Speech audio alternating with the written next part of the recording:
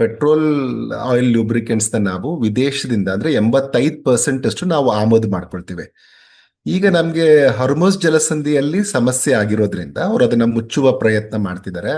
ಮತ್ತೆ ಅಲ್ಲಿ ನಮ್ಮ ನಿಂತಿರುವಂತ 38 ಹಡಗುಗಳೇನು ಭಾರತದ ಫ್ಲಾಗ್ ಹಾಕೊಂಡು ಇರುವಂತ ಹಡಗುಗಳನ್ನ ಮೂವ್ ಮಾಡಕ್ ಬಿಡ್ತಾ ಇಲ್ಲ. ಈಗಾಗಲೇ 3 ಜನ ಭಾರತೀಯರು ಕೂಡ ಸತ್ತಿದ್ದಾರೆ. ಇನ್ನ 23,000 ಜನ ಇಂಡಿಯನ್ಸ್ ಅಲ್ಲಿ ಬೇರೆ ಬೇರೆಯ ಶಿಪ್ಗಳಲ್ಲಿ ಕೆಲಸ ಮಾಡುವಂತವ್ರು ಕೂಡ ಅಲ್ಲಿ ಸಿಕ್ಕಾಕೊಂಡಿದ್ದಾರೆ. ಸೊ ಇಂಥ ಸಂದರ್ಭದಲ್ಲಿ ಸಹಜವಾದ ಆತಂಕ ಅನೇಕರಿಗೆ ಮೂಡುತ್ತೆ. ಈಗ ಏನಪ್ಪ, ಭಾರತ ನಾವು ನಂಬ್ಕೊಂಡಿದೀವಿ, ನಾವು ಪೆಟ್ರೋಲ್ ಡೀಸೆಲ್ಗೆ ಹೊರಗಡೆ ದೇಶಗಳನ್ನ ನಂಬ್ಕೊಂಡಿದೀವಿ. ಅಂತ ಸಂದರ್ಭದಲ್ಲಿ ಈ ಹೊರ್ಮುಜ್ ಜಲಸಂಧಿಯಿಂದಲೇ 50% ನಮ್ಮ ದೇಶಕ್ಕೆ ಬರ್ತಾ ಇದೆ. ಸೊ ಅಂಥದ್ರಲ್ಲಿ ನಮ್ಗೆ ಈಗ ಒಂದು ವೇಳೆ ಏನಾದ್ರೂ ಇದು ಹೊರ್ಮುಜ್ ಜಲಸಂಧಿಯನ್ನ ಮುಚ್ಚಿದ್ರೆ ನಮ್ಮಲ್ಲಿ ಪೆಟ್ರೋಲ್ ಸಿಗಲ್ವಾ, ಡೀಸೆಲ್ ಸಿಗಲ್ವಾ ಅನ್ನುವಂಥ ಆತಂಕ ಬರುವಂತ ಸಹಜ. ಆದ್ರೆ ಕೇಂದ್ರ ಸರ್ಕಾರ ಸ್ಪಷ್ಟಪಡಿಸಿದೆ, ನಮ್ಮಲ್ಲಿ ಇನ್ನೂ 25 ದಿನ, ಒಟ್ಟಾರೆ ಅದು 45 ದಿನದವರೆಗೂ ಆಗತ್ತೆ, 25 ದಿನದವರೆಗೂ ನಾಗರಿಕರಿಗೆ ಆರಾಮಾಗಿ ಸರಬರಾಜು ಮಾಡ್ತೀವಿ, ನಾವು ಯಾವುದೇ ಕಾರಣಕ್ಕೂ ದರಗಳನ್ನ ಹೆಚ್ಚು ಕೂಡ ಮಾಡಲ್ಲ ಅಂತ ಈಗಾಗಲೇ ಹೇಳಿದ್ದಾರೆ. ಸೊ ಹಂಗಾಗಿ ಜನರು ಯಾವುದೇ ರೀತಿಯಲ್ಲಿ ಆತಂಕ ಪಡೋದು ಬೇಡ. ಮೋರೋವರ್ ಈ ಯುದ್ಧ ನಮ್ಗೆ ಏನು ಅಂದ್ರೆ 1 ತಿಂಗಳು 2 ತಿಂಗಳು ಹೀಗೆ ಮುಂದುವರೆದ್ರೆ, ಸುದೀರ್ಘ ಕಾಲದವರೆಗೆ ಮುಂದುವರೆದ್ರೆ ಒಂದಷ್ಟು ಸಮಸ್ಯೆ ಆಗ್ಲಿಕ್ಕೆ ಸಾಧ್ಯ ಇದೆ. ಆದ್ರೆ ಅದನ್ನೂ ಕೂಡ ರಷ್ಯಾ ಜೊತೆಗೆ ನಾವು ಒಂದ್ ವೇಳೆ ತೈಲವನ್ನ ತೆಗೆದುಕೊಂಡ್ರೆ ಈ ಸಮಸ್ಯೆಯೂ ಬಗೆಹರುತ್ತೆ. ಅಂಥದೊಂದು ಕ್ಲಿಷ್ಟ ಪರಿಸ್ಥಿತಿ ಬಂದವನ್ನ ಖರೀದಿಸುತ್ತೆ. ಹಾಗಾಗಿ ಭಾರತೀಯರು ಯಾರು ಈಗ ಆತಂಕ ಪಡುವಂತ ಸ್ಥಿತಿ ನನಗಂತೂ ಕಾಣಿಸ್ತಾ ಇಲ್ಲ. ಆಮೇಲೆ ಇನ್ನು ಏನಾಗತ್ತೆ ನೋಡಿ, ಒಂದು ನಾವು ಪೆಟ್ರೋಲ್ ಬೆಲೆ, ನಾವೇನ್ ಕ್ರೂಡ್ ಆಯಿಲ್ ತರಿಸ್ಕೋತೀವಿ, ಒಂದು ಬ್ರೆಂಟ್ ಕ್ರೂಡ್ ಆಯಿಲ್ ನಮಗೆ ಒಂದು ಬ್ಯಾರೆಲ್ ಕ್ರೂಡ್ ಆಯಿಲ್ಗೆ $66 $67 ಇತ್ತು ಈ ಯುದ್ಧ ಆಗಕ್ಕೆ ಮುಂಚೆ. ಬೆಲೆಗಳು ಹೆಚ್ಚಾಗುತ್ತೆ ಅನ್ನುವಂತ ಆತಂಕ ಇದೆ. ಆದ್ರೆ ಈ ಸಂದರ್ಭದಲ್ಲಿ ಭಾರತ ಸರ್ಕಾರ ಕ್ಲಿಯರ್ ಆಗಿ ಸ್ಪಷ್ಟಪಡಿಸಿದೆ, ನಾವು ಮಾರುಕಟ್ಟೆ ದರಗಳನ್ನ ಆಶ್ರಯಿಸಲು ನಾವು ಹೆಚ್ಚು ಮಾಡಲ್ಲ ಅನ್ನುವಂಥದ್ದನ್ನ ಹೇಳಿದ್ದಾರೆ. ಅದು ನಂಬರ್ 1. ನಂಬರ್ 2 ಏನಾಗುತ್ತೆ, ಇದು ದೀರ್ಘಕಾಲಕ್ಕೆ ಹೋದ್ರೆ ಮಾತ್ರ ಇಂಥ ಪರಿಸ್ಥಿತಿ ಉದ್ಭವ ಆಗತ್ತೆ. ಅಲ್ಲಿವರೆಗೂ ನನಗೆ ಏನಂದ್ರೆ, ಇವಾಗ ಇರುವಂತ ಸನ್ನಿವೇಶನ ನೀವು ಗಮನಿಸಿದ್ರೆ, ಈಗಾಗಲೇ ಇರಾನ್ ಹತ್ರ ಇರುವಂತ ಬಹುತೇಕ ಏರ್ ಡಿಫೆನ್ಸ್ ನ ಕಳ್ಕೊಂಡಿದೆ. ಅದು ಇನ್ನೊಂದು ವಾರದಲ್ಲಿ ನಾವು ಅವರ ಪೂರ್ತಿ ಏರ್ ಡಿಫೆನ್ಸ್ ನ ಕಂಟ್ರೋಲ್ ನಾವು ತಗೋತೀವಿ, ಅವ್ರ ಏರಿನ ಪೂರ್ತಿ ಕಂಟ್ರೋಲ್ ನಾವು ತಗೋತೀವಿ ಅಂತ ಹೇಳುವಂತ ಮಾತನ್ನ ಈಗಾಗಲೇ ಅಮೆರಿಕ ಮತ್ತೆ ಇಸ್ರೇಲ್ ಹೇಳ್ತಾ ಇದೆ. ಸೊ ಆ ಕಾರಣಕ್ಕಾಗಿ ಆದ್ರೂ ನಾವು ನಂಬಬಹುದು ಈ ಯುದ್ಧ ಒಂದು 3-4 ವಾರದಲ್ಲಿ ಖಂಡಿತವಾಗಿಯೂ ಮುಗಿಯುತ್ತೆ. ಅಷ್ಟರೊಳಗಡೆ ನಮ್ಮಲ್ಲಿ ಇರುವಂತ ಸರಬರಾಜು ಕೂಡ ಸಾಕಷ್ಟಿದೆ. ಒಂದು ವೇಳೆ ಆ ತರ ಕಷ್ಟ ಆದ್ರೆ ಖಂಡಿತ ನಾವು ರಷ್ಯಾದಿಂದ ಕೇಂದ್ರ ಸರ್ಕಾರ ತಗೊಳುತ್ತೆ. ಹಾಗಾಗಿ ಜನರು ಆತಂಕ ಪಡೋದು ಬೇಡ. ಎರಡನೇ ವಿಚಾರ ಏನು ಅಂತಂದ್ರೆ, ಇದ್ರದ್ದು ಪರಿಣಾಮ ನಮ್ಮ GDP ಮೇಲೆ ಏನಾದ್ರೂ ಆಗತ್ತಾ? ಒಂದ್ ವೇಳೆ ಇದು ಹೆಚ್ಚಾಗ್ತಾ ಇದೆ, ಸರ್ಕಾರ ನಮ್ಮ ಮೇಲೆ ಹೆಚ್ಚಿಸದೇ ಇರಬಹುದು. ಆದ್ರೆ ಆ ದರವನ್ನ ಬೇರೆ ಕಡೆಯಿಂದ ನಾವು ತಗುವಾಗ ಈಗ ಏನಾಗಿದೆ ಗೊತ್ತಾ, ನಮ್ಗೆ ಇಲ್ಲಿಂದ ಬರ್ದೇ ಇರ್ಬೋದು. ಆದ್ರೆ ನಾವು ಬೇರೆ ಒಂದು ಮಾರ್ಗವೂ ಇದೆ. ಬೇರೆ ಒಂದು ಮಾರ್ಗ ಯಾವುದು ಅಂತಂದ್ರೆ ಲ್ಯಾಂಡ್ ಆಫ್ ಗುಡ್ ಹೋಪ್ ಅಂತ ಏನಿದೆಯಲ್ಲ, ಅಲ್ಲಿಂದ ನಾವು ಡೈವರ್ಟ್ ಮಾಡಿ ತಗೊಂಡ್ ಬರ್ಬೋದು ಆಯಿಲ್ನ. ತಗೊಂಡ್ ಬಂದಾಗ ಏನಾಗುತ್ತೆ, ಈ ಮರೈನ್ ಇನ್ಶೂರೆನ್ಸ್ ಈ ಟೈಮಲ್ಲಿ ರಿಸ್ಕ್ ಇದ್ದಾಗ ಆ ಇನ್ಶೂರೆನ್ಸಿನ ಬೆಲೆಯು ಜಾಸ್ತಿ ಆಗತ್ತೆ. ಒಂದಷ್ಟು ಸರ್ಕಾರಕ್ಕೆ ಹೆಚ್ಚಿನ ಒತ್ತಡ ಅದು ಬೀಳುತ್ತೆ. ಮತ್ತೆ 10-16 ದಿನ ಅಥವಾ 10-14 ದಿನ, ಒಂದೊಂದ್ಸರಿ 18 ದಿನ ಕೂಡ ಹೆಚ್ಚುವರಿಯಾಗಿ ಯಾವ ದೇಶದಿಂದ ನಾವು ಆ ಕಡೆ ತಗೊಂಡು ಡೈವರ್ಟ್ ಮಾಡ್ತೀವಿ ಅನ್ನೋದರ ಆಧಾರದ ಮೇಲೆ ಅದು ಹೆಚ್ಚಿನ ಕಾಲಾವಧಿಯನ್ನ ಕ್ರಮಿಸಿ ನಮ್ಮ ಭಾರತಕ್ಕೆ ಬರಬೇಕಾಗೋದ್ರಿಂದ ಆಗ ಹೆಚ್ಚಾಗೇ ಆಗತ್ತೆ ಬೆಲೆ. ಆದ್ರೆ ಸದ್ಯಕ್ಕೆ ಸರ್ಕಾರ ಸ್ಪಷ್ಟಪಡಿಸಿರೋದ್ರಿಂದ ನಾವು ಆತಂಕಕ್ಕೆ ಒಳಗಾಗೋದು ಬೇಡ. ಅದು ನಂದು ಮೊದಲನೇ ಪಾಯಿಂಟ್.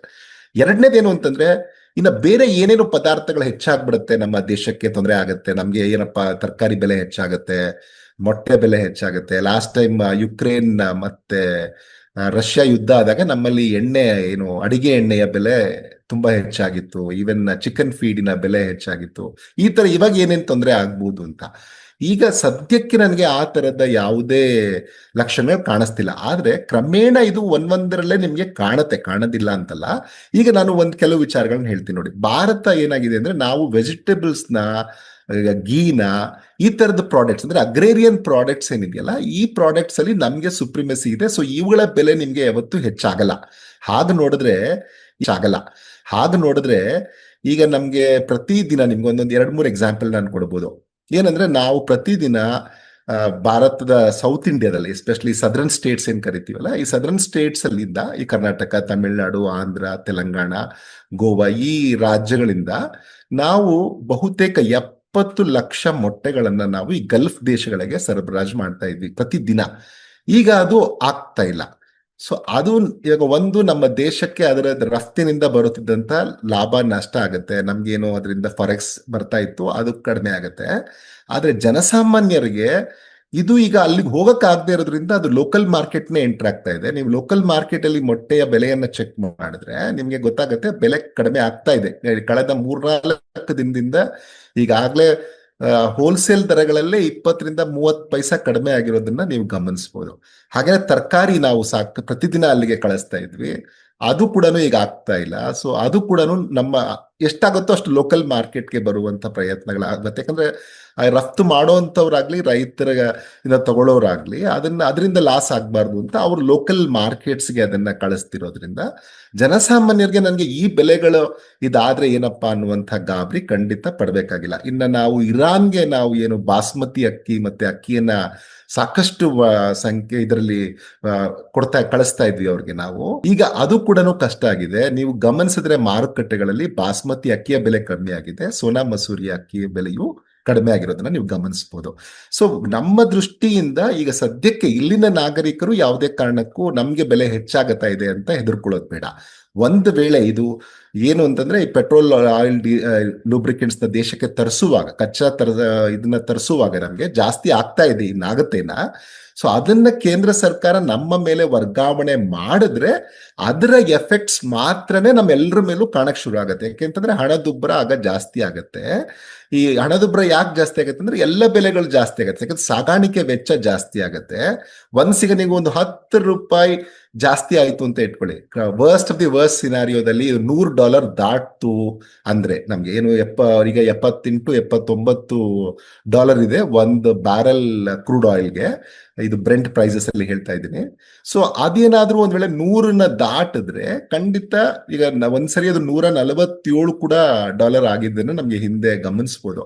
ಸೊ ಅಂತ ಸನ್ನಿವೇಶಗಳಲ್ಲಿ ಮಾತ್ರವೇ ಕೇಂದ್ರ ಸರ್ಕಾರ ಒಂದಷ್ಟು ನಮ್ಮ ಮೇಲೆ ವರ್ಗಾವಣೆ ಮಾಡಿದ್ರೆ ಆಗ ತೊಂದರೆ ಆಗ್ಲಿಕ್ಕೆ ಸಾಧ್ಯ ಇದೆ. ಅಲ್ಲಿಯವರೆಗೂ ಸರ್ಕಾರ ಈಗಾಗಲೇ ಸ್ಪಷ್ಟಪಡಿಸಿರೋದ್ರಿಂದ ನಾವೇನು ಗಾಬರಿ ಆಗೋದು ಬೇಡ.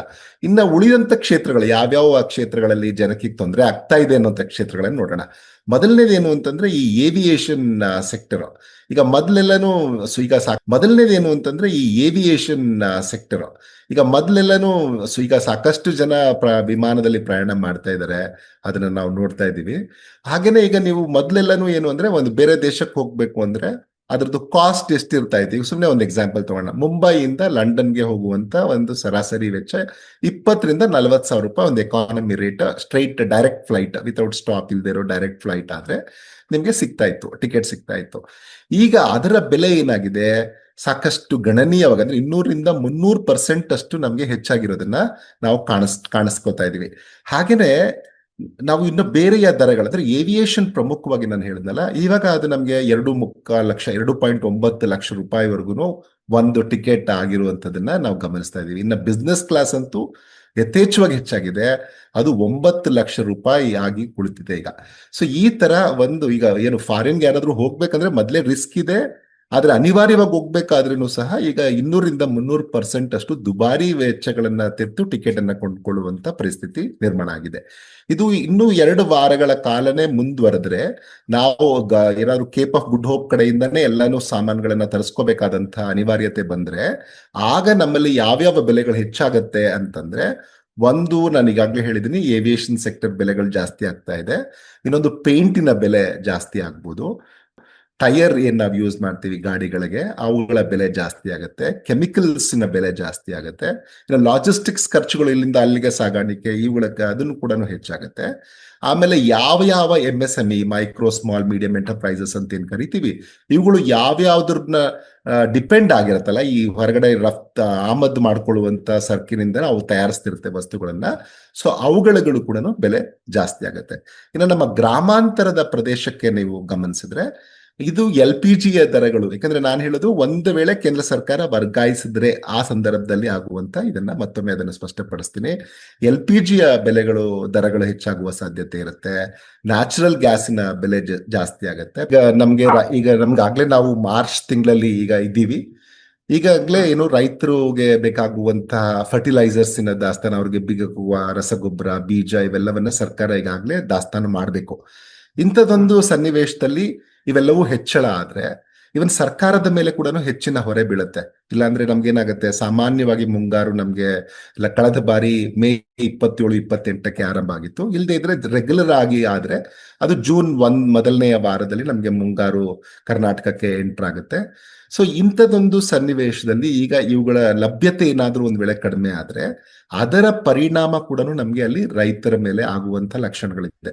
ಹಾಗಾಗಿ ಸರ್ಕಾರ ಸ್ವಲ್ಪ ಕಷ್ಟ ಆದ್ರೂ ಈಗನೇ ಎಚ್ಚೆತ್ಕೊಂಡು, ಯಾಕಂದ್ರೆ ಈಗ ಸ್ವಲ್ಪ ಕ್ರೈಸಿಸ್ ಇದೆ ಅಂತ ಏನಾದ್ರೂ ಮೈ ಮರೆತ್ರೆ ಆಗ ಅದರ ಪರಿಣಾಮ ಕೂಡ ಆಗುವಂತ ಲಕ್ಷಣಗಳಿರುತ್ತೆ.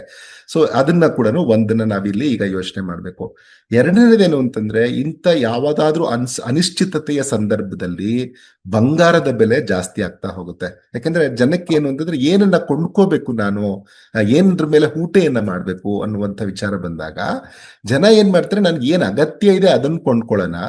ಒಂದ್ ವೇಳೆ ನಾನು ಹೂಟೆಯನ್ನ ಮಾಡ್ಬೇಕು ಅಂತಂದ್ರೆ ನಾನು ಸಹಜವಾಗಿ ಯೋಚನೆ ಮಾಡುವಂಥದ್ದು ನನಗೆ ಯಾವುದು ಸೇಫ್ ಆಗಿರುತ್ತೆ, ಆದ್ರೆ ನಾನು ಹಾಕಿರುವಂತಹ ಬಂಡವಾಳ ಹೆಚ್ಚಾಗ್ಬೇಕಾಗ್ಲಿ ಕಡಿಮೆ ಆಗ್ಬಾರ್ದು ಅನ್ನೋಂಥ ಜನ ಯೋಚನೆ ಮಾಡಿದ್ರೆ ಬಂಗಾರವನ್ನ ಯೋಚನೆ ಮಾಡ್ತಾರೆ. ಸೊ ಯಾವಾಗ ಇಂಥದೊಂದು ಸನ್ನಿವೇಶ ನಿರ್ಮಾಣ ಆಗುತ್ತೆ ಆಗ ಬಂಗಾರದ ಬೆಲೆ ಕೂಡ ಜಾಸ್ತಿ ಆಗುತ್ತೆ. ಇದು ಹೀಗೇನೆ ಮುಂದುವರೆದ್ರೆ, ಈ ತರದ ಯುದ್ಧ ಒಂದ್ ವೇಳೆ ಇನ್ನೂ 1 ತಿಂಗಳ ಕಾಲ ನಡೆದ್ರೆ, ಆಗ 1 ತಿಂಗಳನ್ನ ಮೀರಿದ್ರೆ ಆಗ ಅದು 1.92 ಲಕ್ಷಕ್ಕೆ ಕೂಡ ನಿಮ್ಗೆ 10 ಗ್ರಾಮ್ ಆದ್ರೆ ಆಶ್ಚರ್ಯ ಪಡುವಂತದ್ದೇನಿಲ್ಲ. ಹಾಗೇನೆ ನೀವು ಗಮನಿಸ್ಬೇಕೇನು ಅಂತಂದ್ರೆ, ಕ್ರೈಸಿಸ್ ಆದ್ಮೇಲೆ ಒಂದಷ್ಟು ಕಡಿಮೆ ಆಗತ್ತೆ. ಹಾಗಂತ ನಾನು ಸಾಲ ಮಾಡಿ ಇವಾಗಲೇ ಇನ್ವೆಸ್ಟ್ ಮಾಡ್ಬಿಡ್ತೀನಿ, ಅದ್ರ ಮೇಲೆ ನಾನು ದುಡ್ಡು ನನಗೆ ಲಾಭ ಬರುತ್ತೆ ಅಂತ ಯಾರು ಮಾಡಕ್ ಹೋಗ್ಬಾರ್ದು. ಇಂಥದೊಂದು ಸನ್ನಿವೇಶದಲ್ಲಿ ಯಾವಾಗ್ಲೂ ಸ್ವಲ್ಪ ಕಾದು ಯೋಚನೆ ಮಾಡುವಂಥದ್ದು ಒಳ್ಳೇದು. ಯಾಕಂದ್ರೆ ಈ ಕ್ರೈಸಿಸ್ ಮುಗಿದ್ಮೇಲೆ, ಯಾಕಂದ್ರೆ ಯುದ್ಧ ಈಗ ನಾವೆಲ್ಲ ಅಂದಾಜು ಮಾಡ್ತಿರೋದು ಒಂದು 4 ರಿಂದ 5 ವಾರದಲ್ಲಿ ಮುಗಿಯುತ್ತೆ ಅಂತ. ಯಾಕಂದ್ರೆ ಈಗಾಗಲೇ ಪೂರ್ತಿಯಾಗಿ ಕಂಟ್ರೋಲ್ ತಗೊಳ್ಳುವಂತ ಲಕ್ಷಣಗಳು ಕಾಣಿಸ್ತಾ ಇದೆ. ಅಂತಾರಾಷ್ಟ್ರೀಯ ಸನ್ನಿವೇಶ, ಜಿಯೋ ಪೊಲಿಟಿಕಲ್ ಸಿಚುವೇಶನ್ ನೋಡಿದ್ರೇನು, ಮತ್ತೆ ಸುಪೀರಿಯರ್ ವಾರ್ಫೇರ್ ಎರಡು ದೇಶಗಳ ಹತ್ರ, ಇಸ್ರೇಲ್ ಮತ್ತೆ ಅಮೆರಿಕ ಹತ್ರ ಇರೋದ್ರಿಂದ ಸೊ ಅದಕ್ಕೆ ನಮ್ಗೆ ಕಾಣಿಸ್ತಾ ಇದೆ.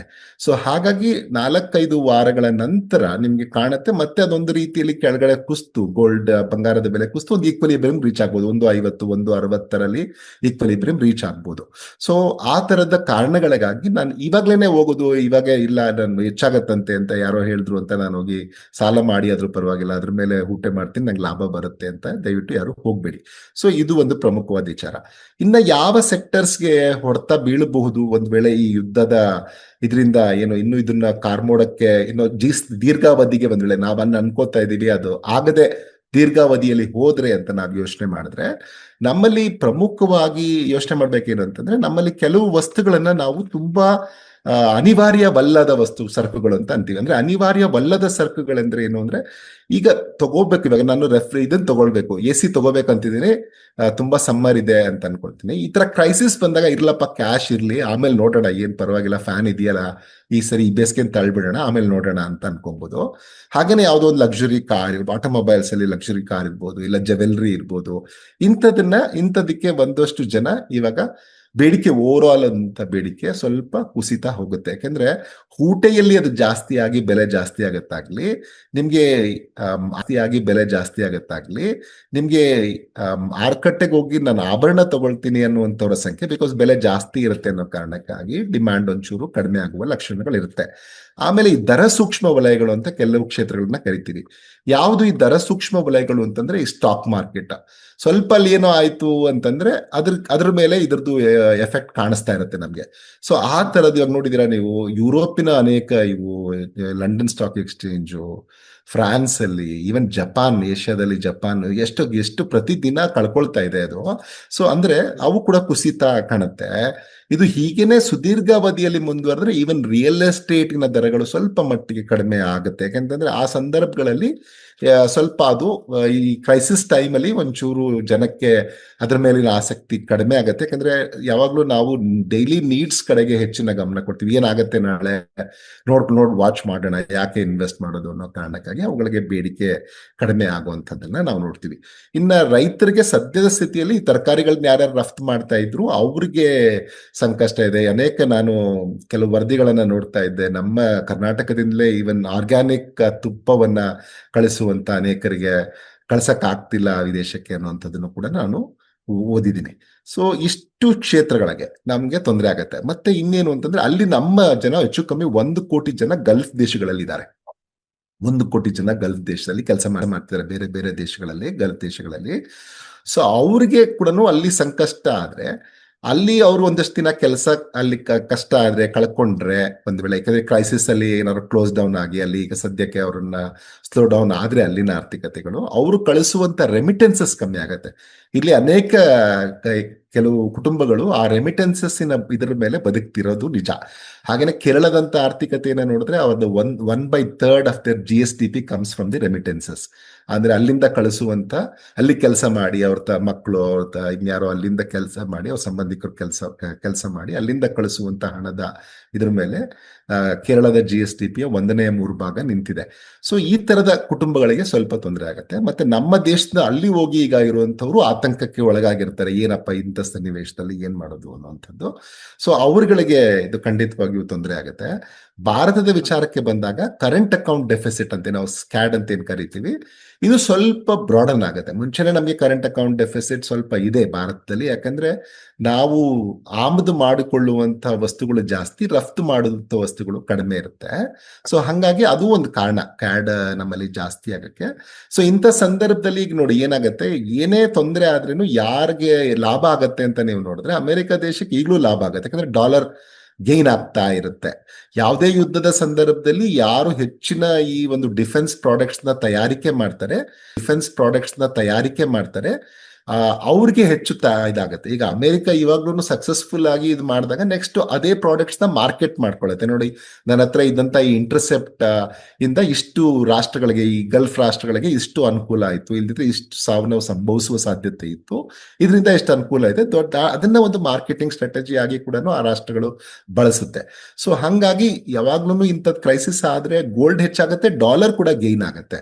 ಸೊ ಇವಾಗ ರುಪಿಯ ವ್ಯಾಲ್ಯೂ ಡಿಪ್ರಿಶಿಯೇಟ್ ಆಗ್ತಾ ಹೋದ್ರೆ, ಈಗಾಗಲೇ 22 ಪೈಸಾ ಅಷ್ಟು ಕಡಿಮೆ ಆಗಿರೋದನ್ನ ನೀವು ಗಮನಿಸಬಹುದು.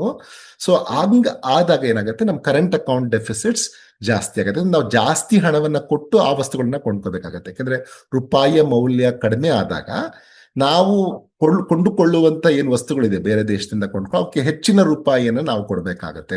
ಕನ್ವರ್ಷನ್ ರೇಟ್ ಅಲ್ಲಿ $1ಗೆ ಈಗ 90 ರೂಪಾಯಿ ಇದ್ದಾಗ ನಾವು ಕೊಡೋದಕ್ಕೂ, $1ಗೆ 92 ರೂಪಾಯಿ ಇದ್ರೆ $1ಗೆ ಕೊಡೋದಕ್ಕೂ ಸಾಕಷ್ಟು ವ್ಯತ್ಯಾಸ ಇರುತ್ತೆ. ಸೊ ಹಾಗಾಗಿ ನಮ್ಮಲ್ಲಿ ಕರೆಂಟ್ ಅಕೌಂಟ್ ಡೆಫಿಸಿಟ್ ಜಾಸ್ತಿ ಆಗುವಂತ ಸಾಧ್ಯತೆ ಇದೆ. ಆಮೇಲೆ ಇದು ಸುದೀರ್ಘ ಕಾಲಕ್ಕೆ ಒಂದ್ ವೇಳೆ ಮುಂದುವರೆದ್ರೆ, ಈಗ ಭಾರತ ವಿಶ್ವದ ಅತ್ಯಂತ ವೇಗವಾಗಿ ಬೆಳೆಯುತ್ತಿರುವಂತಹ ಆರ್ಥಿಕತೆ. ಈಗ ನಮ್ದು ಗ್ರೋತ್ 7.5% ಎಕ್ಸ್ಪೆಕ್ಟ್ ಮಾಡ್ತಾ ಇದೀವಿ ಈ ವರ್ಷದಲ್ಲಿ ಬರುವಂತ ಫೈನಾನ್ಷಿಯಲ್ ಇಯರ್ ಅಲ್ಲಿ. ಲಾಸ್ಟ್ ಇಯರ್ ಚೆನ್ನಾಗಿತ್ತು ನಮ್ ಗ್ರೋತ್. ಸೊ ಇದರಲ್ಲಿ ಏನಾದ್ರೂ ಇದು 1 ತಿಂಗಳಿಗಿಂತ ಹೆಚ್ಚಾದ್ರೆ, ಇದು ಪ್ರೈಸಸ್ ಎಲ್ಲ ಹೆಚ್ಚಾಗಿ ನಮ್ಮ ಆರ್ಥಿಕತೆಗೆ ತೊಂದರೆ ಆದ್ರೆ ಮಾತ್ರ 0.3 ಇಂದ 0.5% ವರ್ಗು ನಮ್ಮ GDPಯಲ್ಲಿ ಒಂದು ಸಣ್ಣ ಮಟ್ಟದ ಇದು ಕಡಿಮೆ ಆಗುವ ಲಕ್ಷಣನೂ ಕೂಡ ಇರುತ್ತೆ.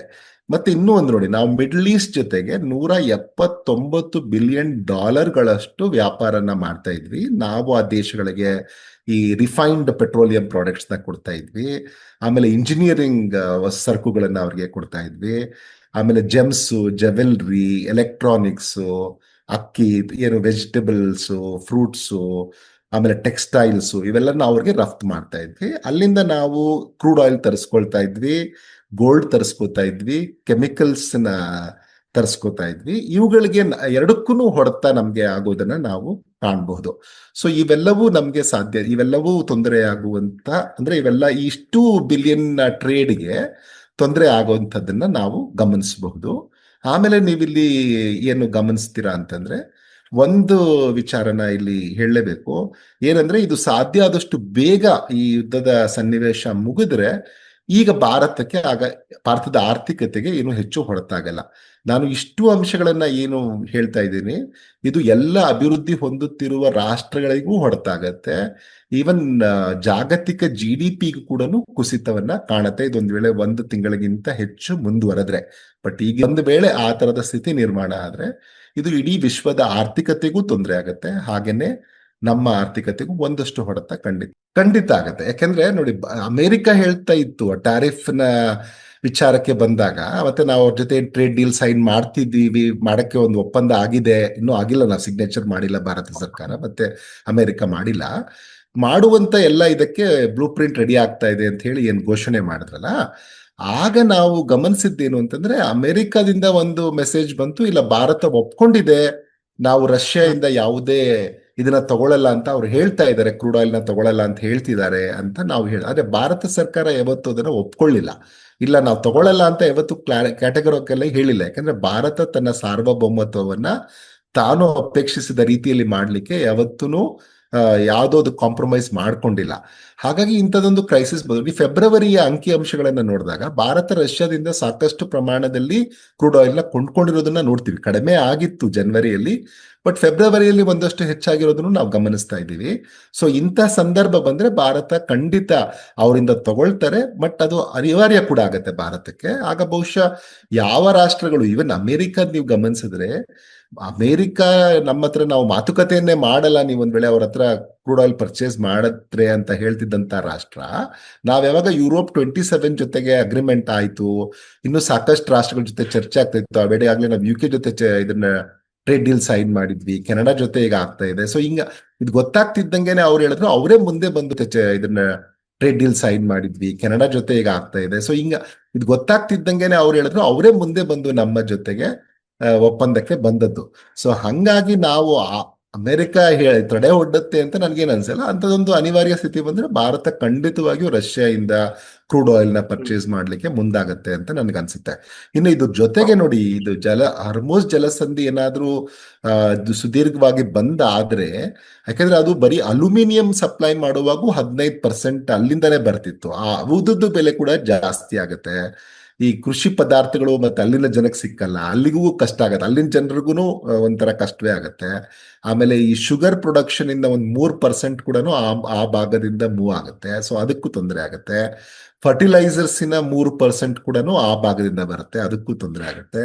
ಈ ನೈಟ್ರೋಜನ್ ನ್ಯೂಟ್ರಿಷನ್ಸ್ ಇವೆಲ್ಲ ಏನ್ ಕರಿತೀವಲ್ಲ, ಇವೆಲ್ಲವೂ ಅಲ್ಲಿಂದನೇ ಇದರಿಂದನೇ ಬರ್ತಾ ಇದೆ. ಯಾಕಂದ್ರೆ ಹತ್ರ ಆಗತ್ತೆ ಈ ಕಡೆ ಭಾಗಕ್ಕೆ ಬರ್ಲಿಕ್ಕೆ, ನಮ್ಗೆ, ಚೈನಾಗೆ, ಇವ್ರಿಗೆಲ್ಲನು, ಪಾಕಿಸ್ತಾನಕ್ಕೆ, ಇವು ಎಲ್ಲ ದೇಶಗಳಿಗೆ ಅನುಕೂಲ ಆಗಿದ್ದರಿಂದ ಅದನ್ನ ನಾವು ಹೆಚ್ಚು ಬಳಸ್ತಾ ಇದ್ವಿ. ಈವನ್ ನಮ್ಮ LNG ಸಪ್ಲೈ ಏನಿದೆ, LPG ಸಪ್ಲೈ ಏನಿದೆಲ್ಲ, ಸೊ ಇದರದ್ದು ಕೂಡ 20% ಅಷ್ಟು ನಮ್ಗೆ ಅಲ್ಲಿಂದನೇ ಬರೋದು. ಸೊ ಇವೆಲ್ಲದದ್ದು ಬೆಲೆ ಒಂದಷ್ಟು ಮಾರ್ಪಾಡಾಗತ್ತೆ ಒಂದ್ ವೇಳೆ ಸುದೀರ್ಘವಾಗಿ ಇದು ನಡೆದ್ರೆ. ನಾನು without speaking on the political parties, ಇದು ನನ್ನ ವೈಯಕ್ತಿಕವಾದ ಅಭಿಪ್ರಾಯವನ್ನು ನಿಮ್ಗೆ ಹೇಳ್ತೀನಿ.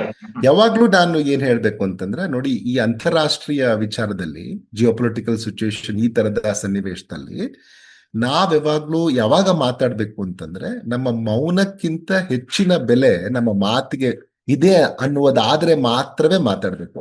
ಇದು ವೆರಿ ಕ್ಯಾಲ್ಕುಲೇಟೆಡ್ ಸೈಲೆನ್ಸ್. ಇದು ಸುಮ್ಮನೆ ಇರೋದಲ್ಲ ವಿಚಾರಕ್ಕೆ. ಭಾರತ ಖಂಡಿಸಿದೆ ಯಾವಾಗ ಸೌದಿ ಅರೇಬಿಯಾ ಮೇಲೆ ಆದಾಗ, ಇವ್ರ ಮೇಲೆ UAE ಮೇಲೆ ಇದು ಬಾಂಬ್ ದಾಳಿ ಆದಾಗ ಖಂಡಿಸಿದೆ.